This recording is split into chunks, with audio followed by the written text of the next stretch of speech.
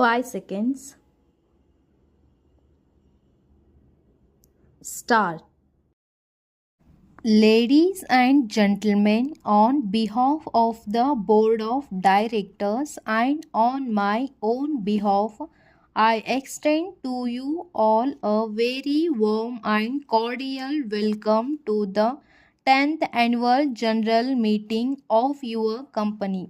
The notice convening the meeting, the director's report, and the audited accounts for the period ended 30th September have been with you for some time now, and with your permission, I shall take them as read. This is the first annual general meeting at which I am meeting all of you. Unfortunately, last year I could not be present for the annual general meeting due to various reasons. The annual general meeting is always an appropriate occasion to take a brief look at the state of our company. It assumes additional significance considering that we are now at the threshold of 8 5-year plan. It is obvious that something electric is happening within your company. Very often, what goes behind the scene, the thinking, the vision, mutual learning, team commitment, search and research on technologies, and finally, willpower to succeed do not find a place inside a balance sheet. The profit and sales have improved considerably comparing to the last year. Your directors are therefore pleased to recommend a final dividend of 30%, representing an increase of 10% over the previous financial year.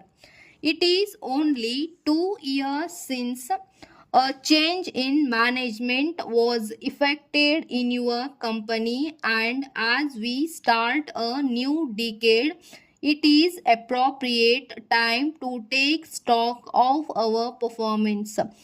Being primarily an agrarian country taking its first step towards industrialization through management and skills, the performance of our economy over the last 4 decades can give some cause for satisfaction.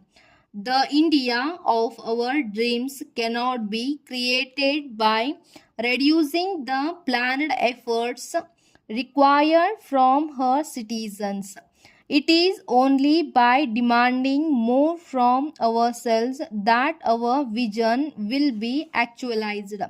In this perspective, I would like to discuss the issues of productivity and growth, their meanings and relationship in an enterprise, and the systems, skills, and culture required to achieve them. The progressive improvement of results from the available resources by the application of new techniques and new methods is the quest of an enlightened management. Productivity, therefore, is an attitude of mind.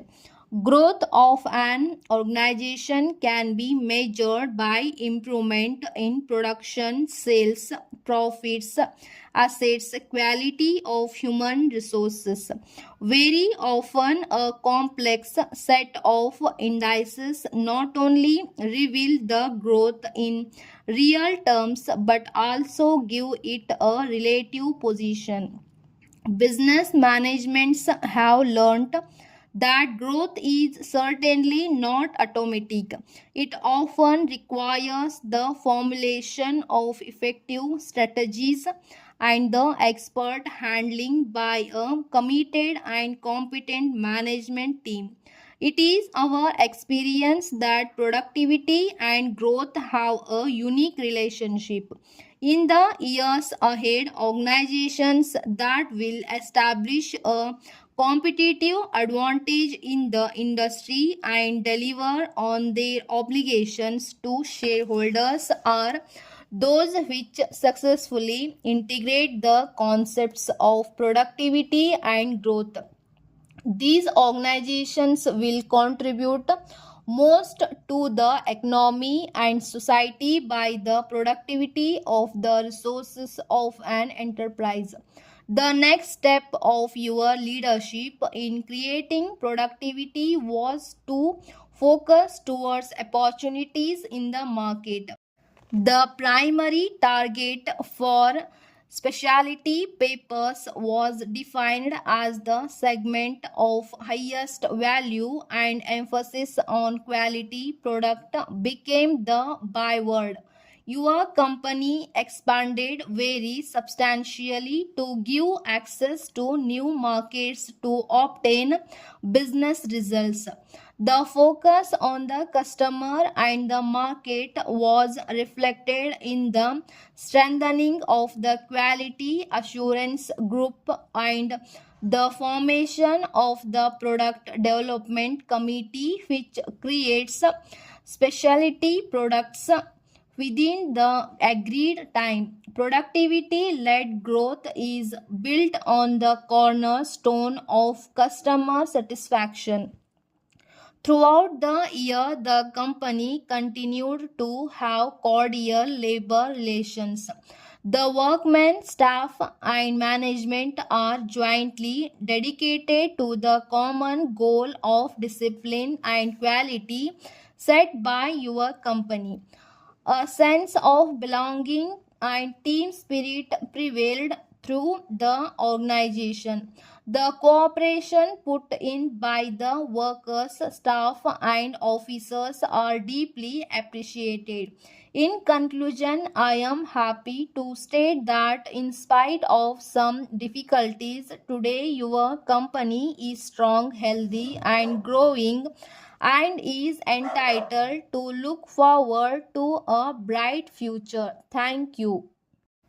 Dear sirs, we are surprised to learn from your telegram and the subsequent letter that you refuse to accept the two cases invoiced to you on the 10th of August, alleging that the goods are unfit for consumption.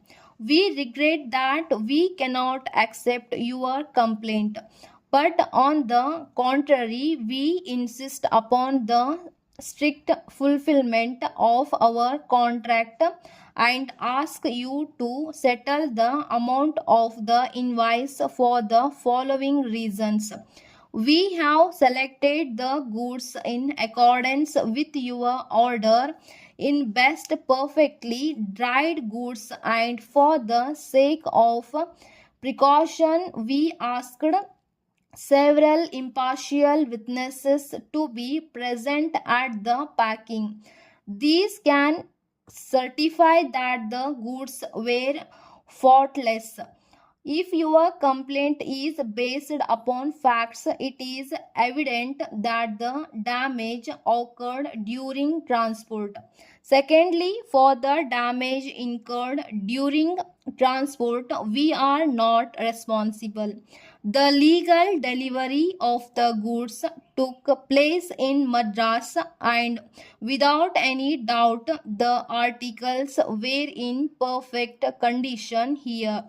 The responsibility for any damage incurred during transport has to be borne by yourself. We have never taken this risk during the hot weather which prevailed at the time of shipment, and actually have not done so.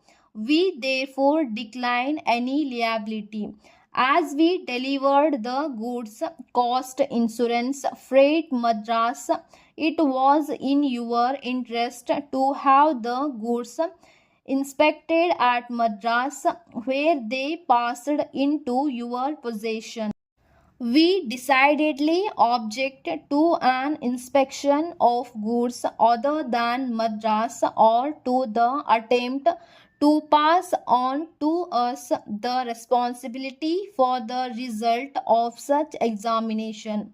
We sincerely regret that you should have occasion to complain, but if you carefully consider the matter, we feel that you will agree that we are not responsible for the damage, since according to the contract you have undertaken this responsibility.